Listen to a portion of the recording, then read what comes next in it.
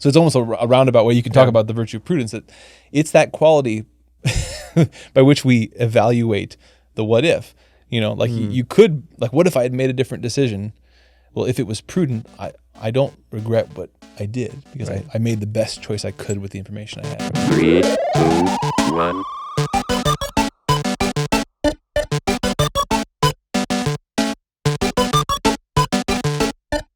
Welcome to Love Machine. Welcome back to another Nerding Out with That Nerdy Catholic. I am Seth Payne, That Nerdy Catholic, and we have on again my coworker and good friend JonMarc and I. Yeah, Hey, thanks for having me, man. Thanks for coming back. Yeah. I want to first say that last week I was on an episode with JonMarc of his show, Deep in Christ, on the Coming Home Network channel, and we had a really good conversation about money and virtues, and so I'll put the link to that down in the description below, maybe even up in the card up one of the corners here. Yeah, somewhere. So you can go check that out. But today we are going to be getting nerdy and philosophical about Marvel. Delicious. Yeah. I think the only movie I have not seen so far is the new Black Widow. Well, because who wants to pay $30 on top of their Disney Plus subscription to watch it? I know, and I'm not quite ready to go to a theater yet. But I've been watching the new What If series. I've enjoyed all the series that they've had. So far, Plus. The Loki was really good. The WandaVision was really interesting. And this new What If series is really interesting. And there's well, to start off, I love the Marvel Universe because I remember growing up watching, all the superhero movies, Batman, Superman. I watched the Green Lantern when it came out, and I never thought it was as terrible as everyone seems to think it was. But I always wished that they would come together. I always wanted to see a movie with Batman and Superman in it together. Yeah. And because growing up reading comic books, they never stay in their own worlds. Right. They're always crossing over. And so I've always wanted to have in the movies this this cinematic universe that they've done with Marvel. Right. Yeah, it's gonna be interesting. I had a conversation lately with somebody about the kind of the fourth phase of Marvel, so the fourth phase of Marvel. And the whole idea of a multiverse, and then what that means for storytelling. Yeah. And it gets into a little bit of the what if question, right? Because one of the concerns, or one of the potential issues of a fourth phase involving multiverse is that if anything can happen, and you explore every possibility, it's like, will stories lose their coherence? Will they lose their drama? Right. It's kind of like the whole thing where if you're constantly killing off characters, and they always find a way to bring them back to life, do you start to lose the drama? Because that's not the way life works. It's not the way that real stories work. There isn't infinite malleability in anyone's character. The characters really do certain things. And so even in a what-if scenario, right, like the question is not an infinite what if, but like what would this character do in a different situation, right? You're still expecting them to act according to their character. And so this whole can of worms that Marvel's opening up, storytelling-wise, in terms of the multiverse, the what-if stuff. It will be interesting to see, can it hold together? Can you still tell compelling stories? Yes. All that. Yeah. Although I will say I'm going to be delving deep for about 30 seconds to a minute in my own utter nerdiness.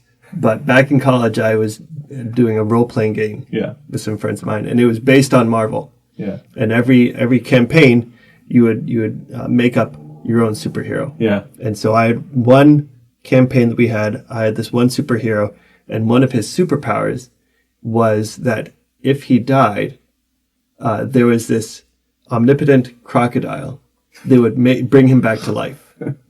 And this power. So you anticipated Loki. Exactly. They're scanning my brain. That's right. But part of that was the guy that was the game master. He had a lot of fun killing me off finding all the fun ways to kill me off because he knew I'd come back. Anyway, that's probably more than you need to know about how much of a go down serious nerd deep I am. down and nerdy. I meant to say nerdy. Dirty and nerdy. Okay, let's not go there. But yeah, so this what if, the whole idea of a multiverse and the fact that anything can happen and will happen, I think is so interesting. At some point, I would love to have a conversation with a physicist to talk about, the implications on a quantum level, and if you look at, if you follow, what's going on in Marvel, that's how they explain the multiverse is, I just heard it said yesterday that the quantum realm is there's only one quantum realm across the whole multiverse. And so that's how you travel around the multiverse is through the quantum realm. So I would love to have a conversation with a physicist. If you are a physicist out there and you know anything about this, I'd love to connect with you. I think it's fascinating that there is actually some science behind what they're doing. It's all theoretical at the moment, but that there is actually some science behind it.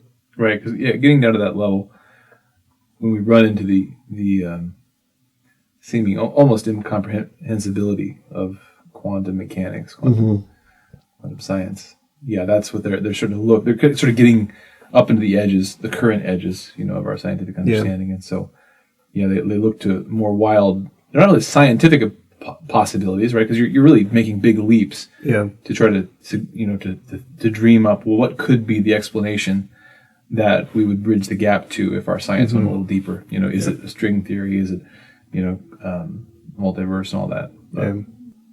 First, I want to talk to the fact that it is really interesting. Like you say, there are so many theories out there. And whether you're looking at, what if, so the first episode of What If, I want to put a big spoiler warning on the bottom. We're going to talk about the first episode of What If. Can you spoil a multiversal story, right? Because it's like, whatever we say, right? It did happen in some universe, right? Can you actually do spoilers? They don't know. Oh, that's true. So. Oh, okay. So in the moment when Captain Steve Carter, Rogers. There you go. When Captain Steve Rogers was just about to get into the pod to become Captain America, one little timing change happened, and in the end, Captain Carter ends up going into the pod, and she becomes Captain Britain. What was the cause of the timing change? It was the German spy that was in the lab. So it was someone's free will. Yes, someone made a different choice. He made a choice to pull out his gun. I think it was like 30 seconds earlier than he would have. That's an interesting point we should come back to. Yeah. What's the cause of the split? Is it choice? Is it free will? Right. Anyway, go ahead. So he pulls out his gun like 30 seconds earlier than he would have. In the movie, he pulls it out after it happens, and then he shoots the equipment, and then they keep going. But in this scenario, he pulls it out a little bit earlier, and he shoots. I think he shoots the scientist, and then Rogers can't get into the pod, right? And so Carter jumps in instead because they have to move forward with it. Right. So this one slight difference, and then thinking about the infinite number of possibilities. What if it had been 28 seconds early or 25 seconds early? So in a situation like this, it's really interesting to think about the possibilities. What if something happened a little bit differently? So, and then thinking about in science, what if this is all true? What if on the quantum realm, what if just slight changes in a position of an electron? There's so many movies that have taken this, and run with it. I was going to say it's called the butterfly effect, but there's a movie called The Butterfly Effect. Right. What always comes to my mind when talking about what if type stuff and the multiverse type stuff is that, so when you think of all the infinite possibilities, all the things that could have happened, all the things that could have gone differently, all the things that could have gone wrong, But one thing that comes to mind is the absolute improbability, the utter ridiculousness that anything has gone right. Right. So like for us to be where we are when things have, at every moment of history, things could have been different. And I almost feel like, in some sense, an appeal to a multiverse, it's kind of like the whole if you have monkeys typing on, a bazillion typewriters, eventually they're going to type out Shakespeare. Yeah. Well, why was that that goofy thought experiment? Why did that come into our zeitgeist, into the pop culture? Well, part of it was the difficulty of someone, especially a non-Christian, a secular person, trying to wrestle with kind of the ridiculousness of why is there anything at all? Right. If it's undirected and there's infinite possibility, how did we get from nothing or from chaos to anything at all? Like, how did we get any order from disorder? How did we get any progress from just, atoms bouncing together? And it's almost, the appeal to the monkeys and typewriters is almost a way to say, well, okay, yeah, if it's absolutely infinite, then somewhere in that infinity, there's going to be one timeline where everything works out nice, and we just so happen to be in that one. Right. Which is great, except we don't actually have any evidence of that. That's a scientific theory of the gaps, if you will. Yeah. When in reality, we're still left with the kind of mysterious, overwhelming improbability that things work. I mean, cameras run. Right. We've got electricity. Like, we're healthy. Like, there's a lot of calamity in the world. There's a lot of evil. There's a lot of stuff. But why do things make sense? why is there any sense? Right. Why is there any order? Right. When it could have been otherwise. And even thinking about, there have been some terrible things that have happened in human history. Terrible tragedies. But we could also imagine much worse things happening. Right. So why didn't I guess one question, why hasn't World War III started yet? Yeah. What the tragedies? Why are they the exception rather than the rule? Yeah. Why wouldn't they be the rule? Yeah. Why wouldn't just death and murder and destruction and chaos and order and disorder? Why wouldn't that be the rule? That's the way of the universe, right? Things go from order to disorder. So why is there any order at all? Yeah. Or even thinking, I remember learning about this a few months ago on some YouTube video I watched that there was an incident. There was a plane that was transporting 2 nuclear bombs, and they were accidentally dropped out of the plane in Virginia. And it was one of them was a miracle that it wasn't armed. Yeah. And so, I'm sure there are hundreds of these, near misses, especially in this age where we have such destructive power, such destructive weapons, so many close calls. Right. That why are we still here at all? Yeah. Another thing that an aspect of this that's just sort of in the zeitgeist, in the pop culture, is they kind of very flippantly see, the very small little bit of progress we've made on understanding like evolutionary biology.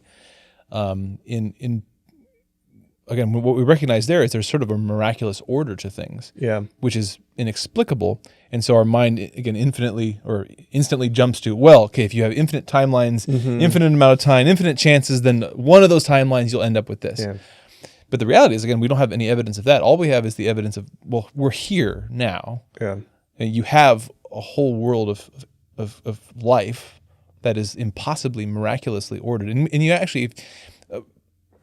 on the contrary, far from if evolution is a true theory, it really describes the way that life developed on Earth.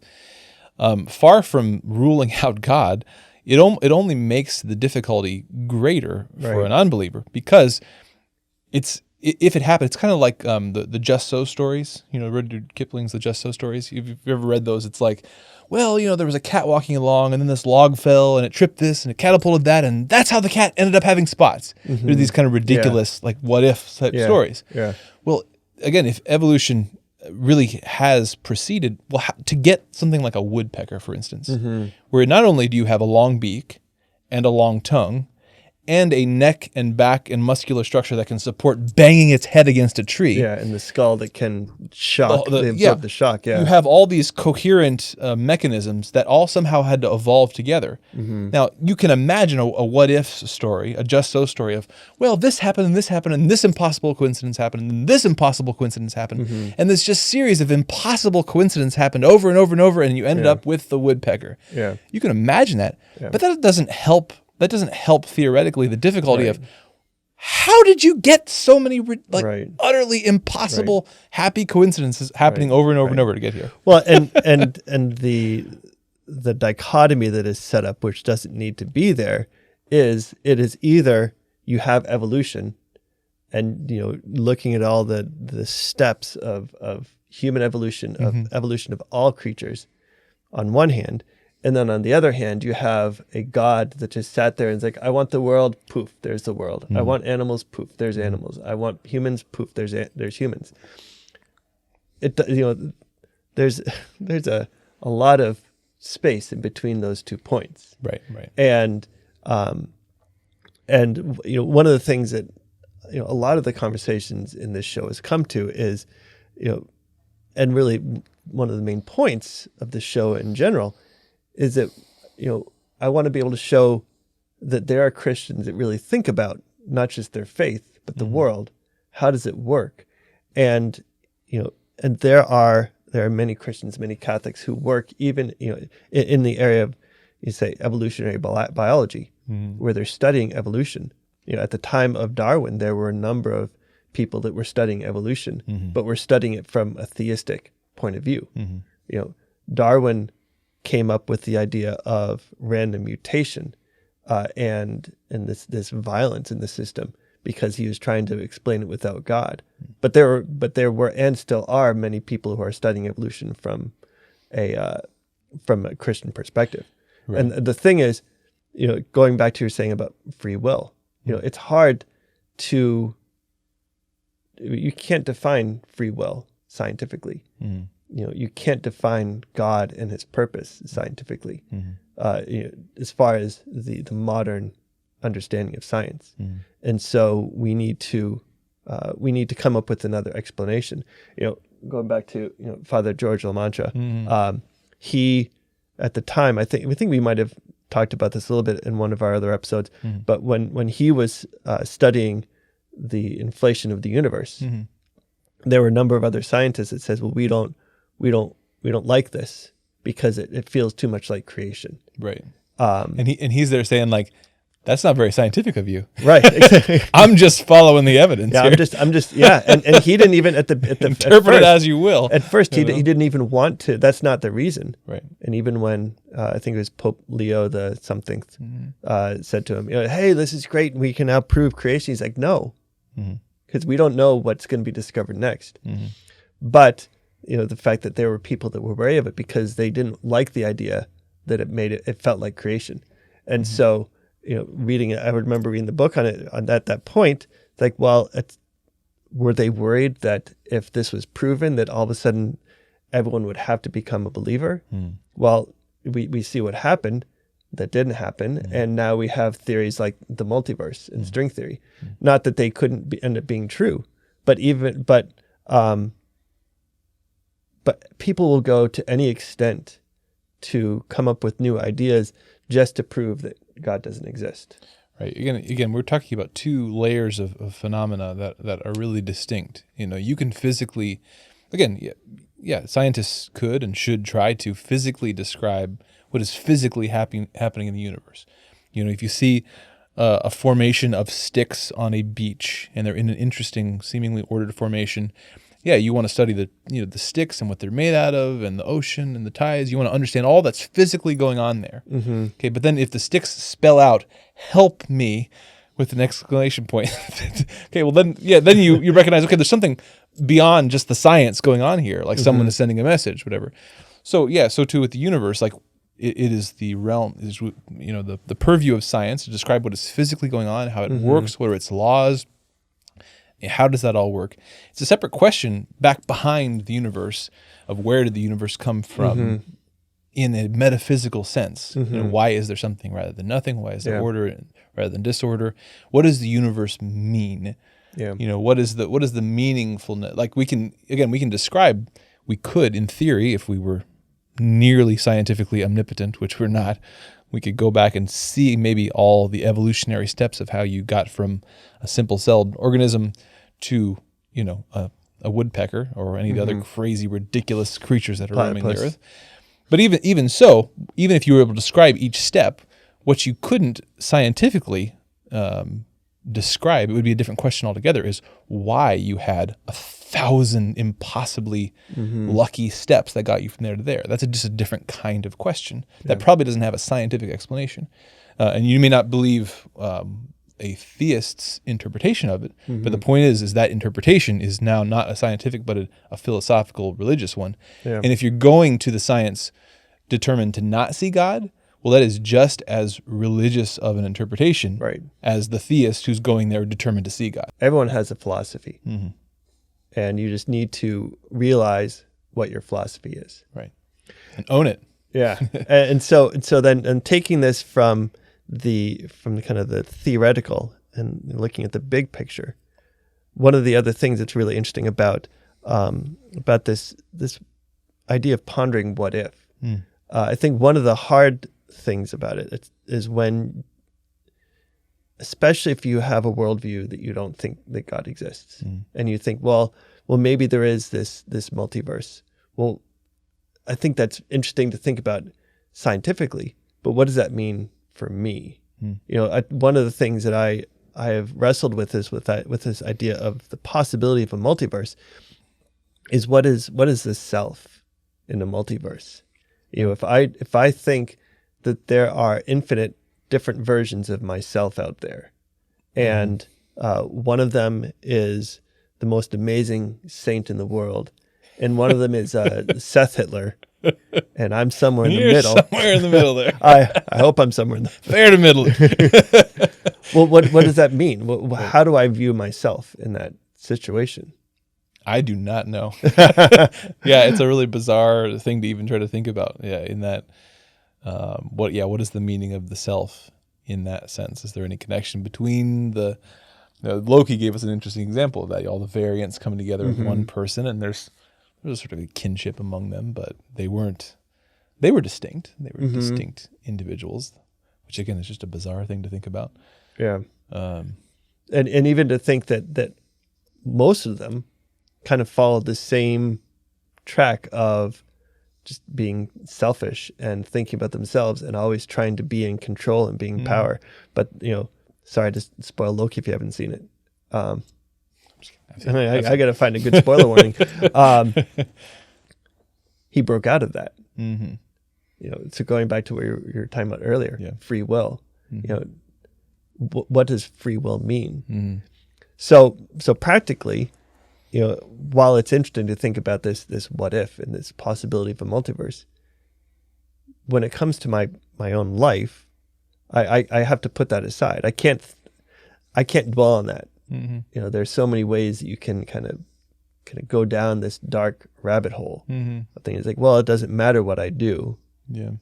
But JonMarc and I are in a men's group together, and we've over the past year and a half we've studied the cardinal virtues, and so when we were preparing for this episode, we were talking about this, what if, and getting stuck in it. And the virtue that came to us when we were talking about it is the virtue of prudence.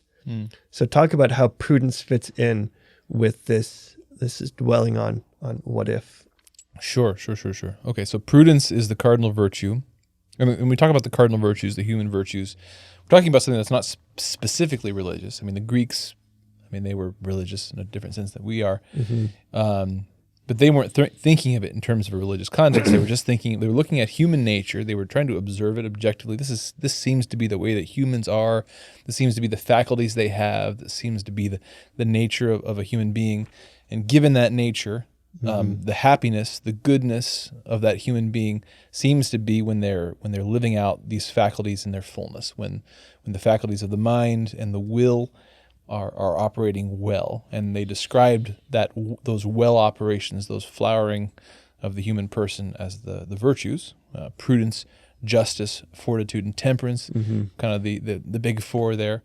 But prudence having a primacy of place, because prudence, what it means is practical reason in action. There's different ways to describe it. The way I like to put it is that prudence is a turning toward reality. So making a habit of not being a person who just kind of bounces around, but turns to try to understand things and makes an intentional decision. So it's this habit of going through life awake and alert and intentional rather than just reactive. Sort of engaging your free will, so to speak, rather than just being a reactor. Yeah. The way I like to think of it is seeing the things that are the way that they are, and then seeing me the way I am, and trying to at any moment make the best decision that I can in that moment. Right. You know. Yeah. And I'm always going to know more in the future. And so I'm going to I will make a different decision a week from now. Right. Even if it's the same kind of decision. Yeah. Because I'm going to have a better understanding of myself and the world. Right. It doesn't presuppose that you have all the knowledge or even much knowledge. It's just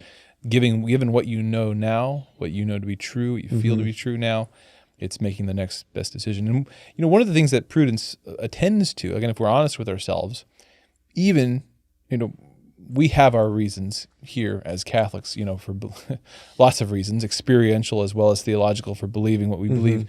But even outside of a specifically religious system, most of us, perhaps all of us, have a sense that things are moral or immoral. Like there are things I ought to do, and I ought to do the good, I ought to avoid evil. Yeah. That's just sort of like we believe that, even if we don't know why we believe that, even if we're not really sure if it's true, we still live according to that. And so that's part of what prudence does too. It says, even if I don't know the epistemological grounding for this belief, for now, it's still my working belief that I should do good and avoid evil. And so, again, there's always that opportunity in every moment to say, well, I ought to, like, what's the right next step? Right. As best as I can discern it. And of course, what's interesting with the what if question too is that, when you start thinking of the infinite possibility, it would seem to me that and we saw a bit of this in Loki, this question of, well, if there's an infinite possibility, and in the MCU there doesn't seem to be a God, there doesn't seem to be providence either. It does sort of seem like my actions are kind of meaningless. Like, well, yeah, I tried really hard, but then I made mistakes, and in the end, does it really matter? What does it mean to have made a mistake or done something good? Is there any meaningfulness to that? Now, of course, MCU, it also always sort of undercuts its own thing, because even though they're now in a multiverse, there's still sort of like a verse behind the multiverse, like a place where things really are real and they really do matter. There really is a permanence. So that they play fast and loose, with what makes a good story. But for us, what's interesting about prudence is that, particularly as Christians, that we do believe in an omnipotent, omnibenevolent, omniscient God. And one implication of that is that there is a meaningfulness, a purposefulness to things. We don't always understand it, certainly, but we have a belief, that things, as it says in Romans 8:28, things will work out for good for those who. For those who love, all things will work out for the good for those who love God. Which doesn't mean you do good and your life is great, but it just somehow, and this is true of any good story, right? Yeah. Any story you read, there's a sense that somehow things will work out in the end. Otherwise, it's a crappy story. We have that sense, we have that expectation, even if it's a false expectation. We live with that expectation that, well, somehow things will work out for the good, and therefore it is meaningful to do good, to try, to be intentional, to try to be prudent, even if I don't see the meaningfulness now. There is some sort of meaning to this. Is that a latent, belief in a God that we all sort of have? Is that just kind of a silly belief that we all have, again, for the person who doesn't believe in God? Yeah. Well, even thinking about the what if episodes, they are looking at different, parts of the multiverse where something went wrong. wrong. So yeah. But it's the mainstream of the Marvel movies. I hope will continue to do this, but they've done so far. There is a purpose. Right. There is a right thing to happen, and even in Loki, where it's kind of made fun of that, manufactured. Yeah, they still have a we want the good guys to struggle.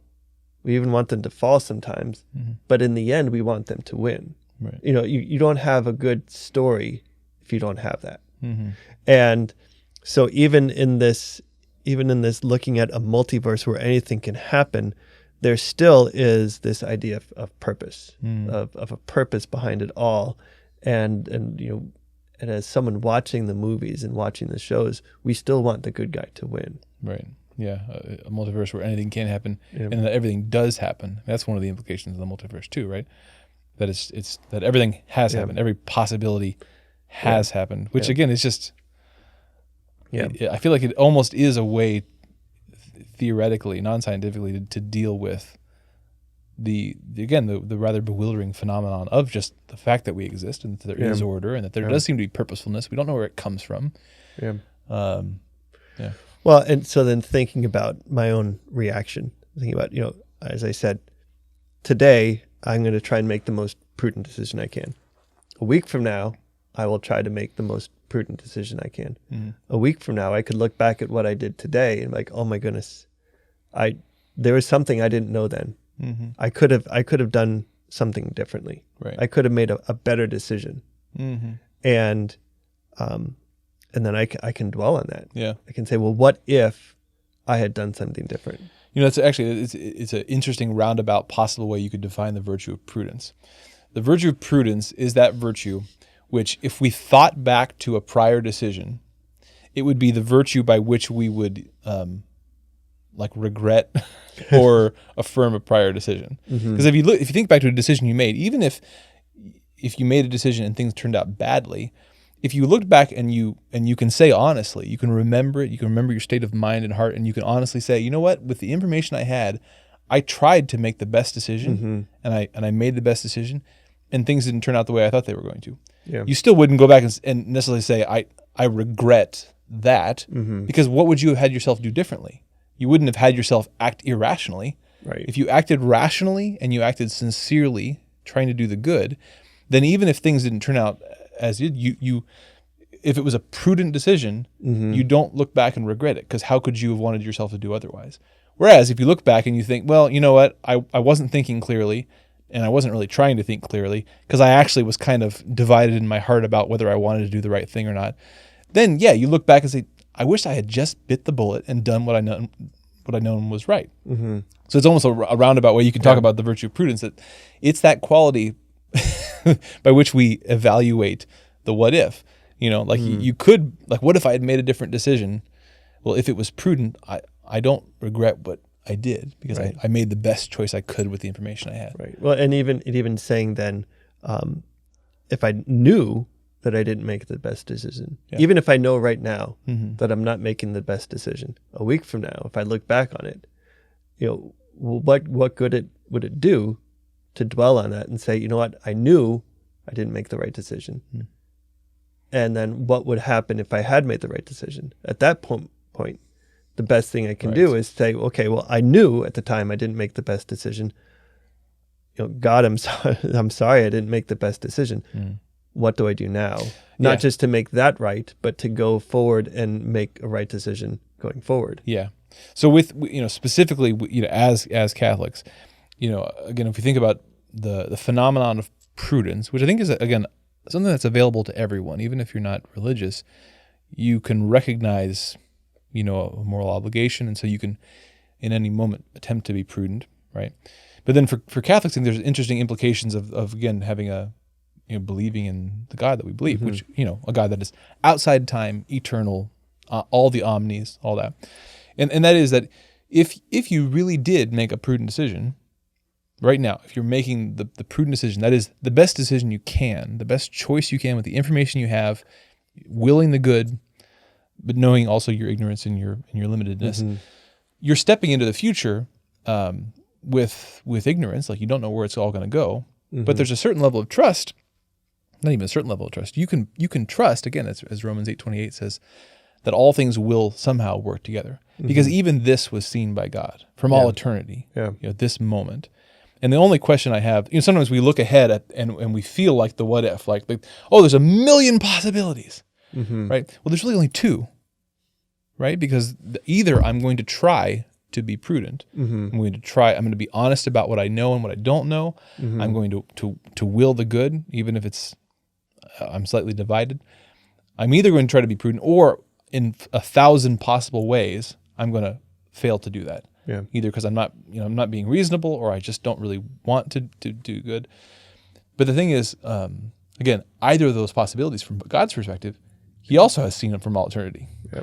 So He planned on my prudence, or He planned on my imprudence. And so, again, even if we look back, if we were prudent, but things didn't turn out the way that we expected them to, we still can trust that, well, God can still bring good out of that. Yeah.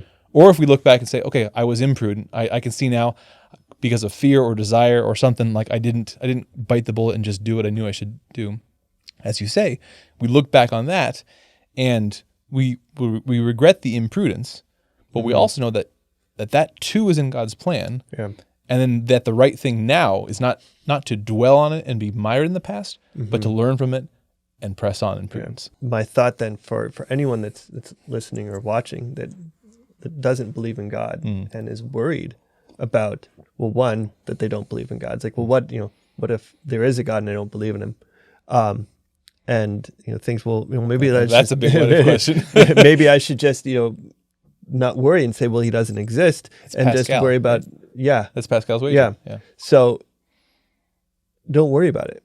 I mean, seek God, and even ask the question: is there a God? Is there a purpose? Are we here for a purpose? Yeah, seek truth. Like why? Yeah, it's kind of like we were talking about earlier. Like why people get so worried about looking at the data, and that includes scientific data, but also the data of their own experience. They're just kind of looking at the world and asking, like, why are people so afraid to ask honestly? What does this look like to me? Like if I wasn't tied to the baggage of my particular political party or ideological camp or my past, if I was just to set all that aside for a moment and ask myself honestly, what does this look like? Well, just seek the truth of that. Yeah. Set aside the baggage and just seek the truth for yourself. Yeah. And I remember when I had this realization in this period of coming back to my faith, that this question, what if God really is there? I realized that when I realized that God was not sitting there saying, okay, I'm watching you. If you make the wrong choice, then it's all over. It's so easy to have that picture of God as someone who's just waiting for us to mess up.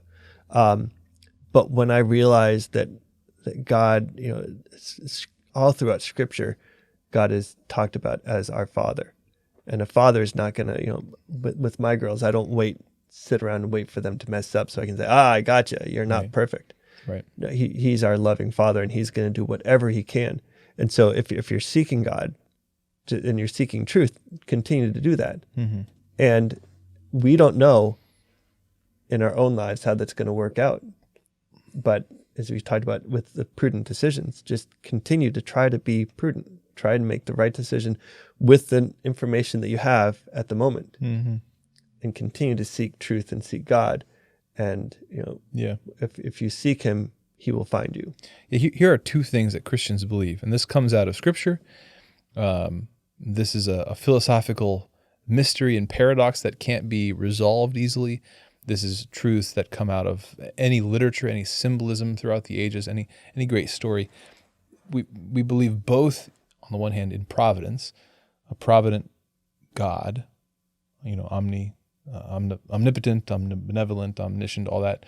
So providence, which means God's outside of time. It's not just that He's not waiting, with a finger wag. It's that no, He's not in time. He's not in the universe. Yeah. He's beyond it in a way that we can't sort of understand. Yeah. And so there's nothing you can do that catches Him by surprise. He's seen all this, and yet at the same time, that does not imply that because nothing surprises God, because nothing is outside of what he has foreknowledge of, and even that term is imprecise, that you don't have free will. Your choices matter, and God has seen it all, from all eternity. And in the mystery of that, again, it sounds bizarre, but of course that's just the way every real story works. When Frodo is carrying the ring, throughout Middle Earth to get to Mount Doom, there is a sense of both. There's a sense of this was meant to happen. You were meant to find the ring. Somehow this will work out, even though we can't see how. And yet, each of your choices really does matter. Yeah. So that's the tension. The tension of, your choices do matter. Like you're not, you have to, it does come down, the drama of your prudence and imprudence is dramatic. It has weight. But it also is in this providential universe that there is a purpose, there is good, there is a will, there is a and the main lesson from the book of Job is that Job in the end is holding a paradox that he did not deserve the punishment that he received, that God allowed it to happen, and God is in control and God is good. Those three things logically cannot all exist at the same time. And yet he ended up in this, holding onto this paradox, and God looked at him and said, Job is the right one. So, well, I'm going to try and make a prudent decision and end this. Not because we don't have other great things to say, but I'll go along with your prudent decision. So that we don't talk on forever, because especially thinking about what if, we could be here for hours and days talking about all the what ifs. End it quickly. Yes. But I'm sure we'll come back and talk about more and different what ifs. But JonMarc, thank you. Yep. And thank you for joining us again today for another Nerding Out with That Nerdy Catholic. As I said before, I'm going to link to our Deep in Christ episode. That was another great conversation that we had. And please go back and watch all the other Nerding Out episodes. The goal of this whole series is to look at how we grow both as Christians, but also as human beings, trying to understand the world, both through our faith, but also through science, and to realize that these things are not in conflict with each other, and that we can see how they all fit together. So I'll see you again next week. God bless.